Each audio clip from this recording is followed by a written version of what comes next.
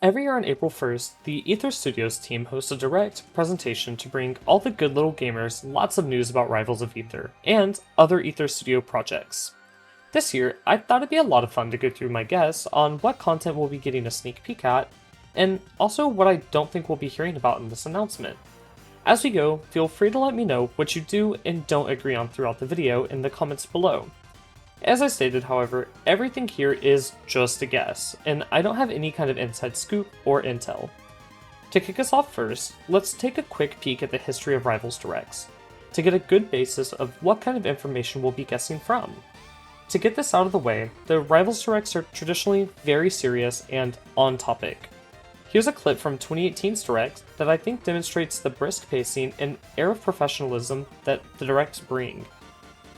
Rivals of Ether HD Edition. You've talked and we've listened. We're finally addressing your biggest complaint, and that's why we've improved all the graphics. That's right, all of them. No more of that stupid retro art. Now our characters are composed of over 1 billion pixels. Now that we get the general gist of a Rivals Direct, though, and understand that it is a suit and tie occasion, let's quickly run through the main info announced in each year's Direct. I'm going to try and keep this summary pretty brisk, so I might skip over a few of the smaller announcements. I'll also have a timestamp for when this section is all over, so if you already know all the fun details, feel free to skip around. In 2018, our first Direct had Eliana revealed to be joining Rivals of Ether.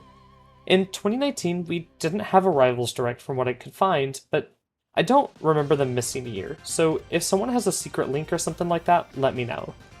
Moving on to our biggest year, though, the Rivals Direct in 2020 announced the Rivals of Ether Definitive Edition, which meant a pending Switch port, rollback netcode on Steam, and all the DLC characters unlocked for free, making the game much more accessible for newer players.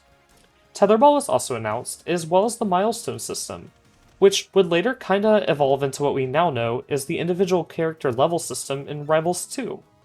Creatures of Ether also got an official announcement here as well, which is a mobile and PC card game, featuring Rivals characters. It's a lot of fun, and if you have some time to kill, I suggest checking it out. Dungeons of Ether and Rivals 2 were also both teased here. However, not much more was said until 2021's Direct, which announced the Workshop 4, alongside a more small-scale announcement and early trailer for Dungeons of Ether, a Rivals of Ether RPG that follows Fleet and friends throughout Julesville's Undercity caverns, and a teaser for Rivals 2 with gameplay. Admittedly, the graphics here look crazy, but it's kinda cool seeing such an early look at the game in action. In 2022, we finally got a full-size trailer for Dungeons of Ether, seeing full gameplay shots as well as the opening cutscene and a lore cinematic. We also got updated gameplay footage of Rivals 2, with the models and art direction looking a lot better, but still far from what we know today.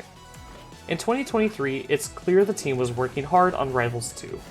So all the announcements here were crossovers, with Rivals characters joining other games and a Switch port announcement for Dungeons of Ether, which is also on iPhones now.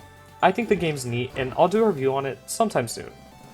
Finally, in 2024, we got the infamous cooking stream, a stream that went on for what seemed like and was hours, with different Rivals plushies joining the kitchen to cook up meatballs over the course of 3 or so hours, leading up to the reveal of Chef Loxodon.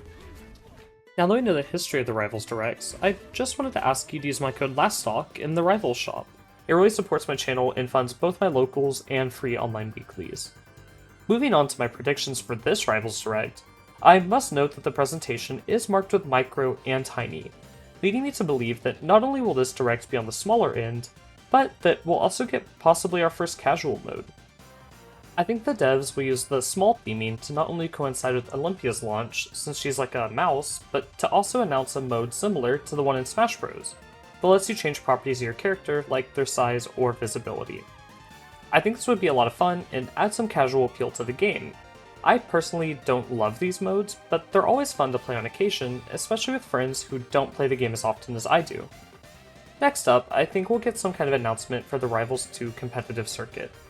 Back in Rivals 1, the RCS was a really neat competitive circuit that let players rack up points and event wins throughout a season to determine the best of the best in an official power ranking each year. Normally, the circuits would feature both majors and online events, with participation prizes like cool skins and custom goodies to boot. We haven't heard anything about a similar circuit coming to Rivals 2 yet, and I doubt the team is wanting to shelve what made Rivals 1 last so long and build up such an interesting competitive history. We've already seen some special skins come to Rivals 2, similar to the Rivals 1 comp circuit items, like Baller Rano, Genesis X Orcane, and now the new Battle of BC LastStock hockey palette. The team still clearly cares about building competitive scenes, so I'm pretty confident about my guess, and we'll see a handful of online events as well as official RCS brackets pop up at majors. Speaking of guesses that I'm confident about, I'm very sure we'll see April's skin themes here. I personally believe that these will be the Lovers skins, since a good while ago the Rivals account tweeted something along the lines of April's is for lovers on Valentine's Day. I'm really excited for this, to be honest, since the Lovers designs are all really neat and bring a new personality to everyone's favorite fighters. I think we might also get a sneak peek at our mid-month skin here, but they might want to hold on to that just to keep the hype going in the next few weeks. Finally, my last super confident prediction for the Rivals Direct is that we'll see Olympia and her new skin. I think it would be a big missed opportunity to launch a free character without some kind of premium skin alongside them.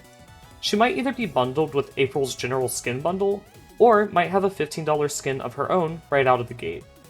This guess I'm a bit less sure of, but Olympia might also shadow drop during the Direct. In the past, Rivals 2 has had all of its updates on Tuesday, but Olympia is set to come out on a Wednesday. Dan was actually asked about this during the dev Q&A, and he kinda gave a half answer, saying that studios don't want to announce or put anything out on April Fools. But obviously that doesn't really apply to the Rivals team. Truthfully, I'm not super confident about this guess though, and I'm kinda scared to include it here, since I really think it could go either way. Speaking of, however, I will be covering Olympia's moveset here on the channel the day she launches, and then putting out a guide on her the week of her launch, once I get a good feel for her and gather tips from the community, just to guarantee that both of the videos are quality, so be sure to stay tuned for those. Moving on to some predictions that I've seen that I don't personally think we'll be getting is a new Rivals spin-off or title. I really think the team at Ether Studios would like to do more spin-offs, but the scope of Rivals 2 is really large compared to anything they've ever produced. I'd like to think we'll get more fun spin-offs in the future down the road, but I think it's too soon to expect anything like that this time around.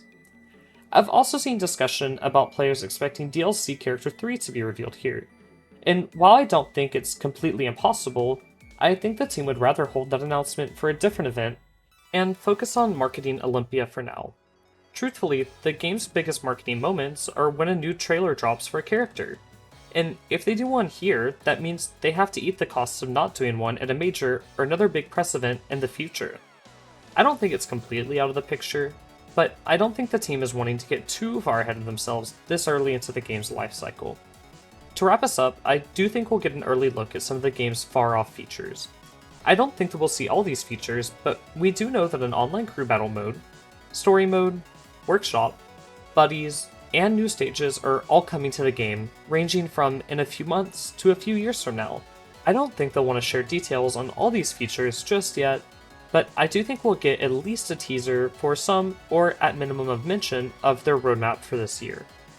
If you want to know more about that, however, I did make a video at the start of the year talking about everything on the roadmap, and exploring what's coming up, so be sure to check that out. Speaking of these far-off features, there's one I left out that's not so far off.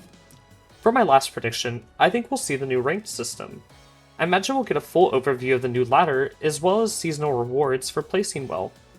I don't think they'll want to linger on this for most of the Directs, but it's launching right after the Direct, so it'd be a miss not to talk about it. We also know we're getting skins at minimum for ranked rewards, since they were all on the roadmap I mentioned earlier. If I had to guess, this announcement will be towards the front of the stream, with larger announcements like skins and news about Olympia dropping later in the stream. That just about wraps up my guesses on what we will and won't see for this year's Rivals Direct. Let me know what you think and if I got it right. And keep in mind that these are all guesses. It's important to not overhype and to stay reasonable, since truthfully, most of these things might not make it into the Direct in any notable form, if at all. As always, thanks tons for watching, and I can't wait to check out the Rivals Direct with all of you next week. Bye for now.